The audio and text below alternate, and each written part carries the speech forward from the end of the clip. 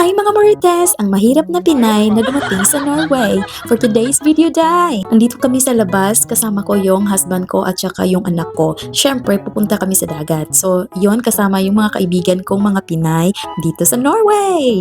Siyempre, kasi mainit, ayun, nagpunta kami dito. 30 minutes away sa bahay namin itong dagat na to. Pero, hindi ito katulad sa Pinas na maputi yung sand. Dito ay maitim. Sila lang yung maputi. Tayo ang maitim. Siyempre, nag-grill food kami. Nag-grill kami dito kasi mainit.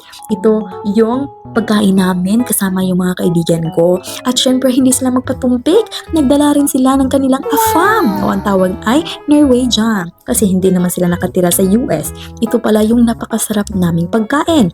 May manok, may baboy, may pulsa, may burger. Napakadaming pagkain namin, day. Pero konti lang kaming kakain. Diba? Tayong mga Pinay, ang daming pagkain pag may piyesta. O diba, kapag may bisita, ang daming pagkain. Siyempre, Pinay tayo, dalhin natin sa Norway ang ating pagka-Pilipina. So, ayun, habang nagluto pa yung kaibigan ko, kasi nag-break time ako sa luto, kami ng husband ko, siya rin ang nagluto. O, kami ay nagchismisan kung ano ba, maganda ba ditong magstay habang kami ay matanda dito, or pupunta kami sa ibang lugar, or uuwi na kami sa Pinas.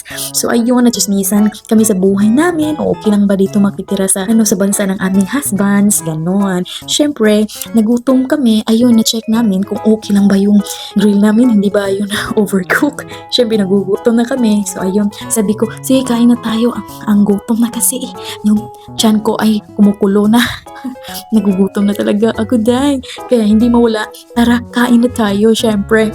So, ayun, tingnan nyo yung ulap, diba? Ang init, pero medyo maitim. So, ayun, uulan na talaga siya. So, ito pala yung, background namin habang kumakain kami. O, ang dagat. Napakaganda. Syempre, yung husband ko, kakain na siya madami. At, ang ganda pa dito, may mga batang naliligo. Tingnan nyo yung bata. Nakaligo na siya, pero ang ginaw yan, day. Parang nasa freezer ka, day.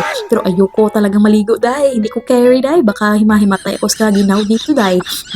So, yun, ang kain namin ay itong barbecue na chicken. Ito pala ay ginawa ko kagabi. Syempre. At yung kaibigan ko, may ginawa siyang, giniling ba yun na baboy. So, sa buhay abroad, hindi madali.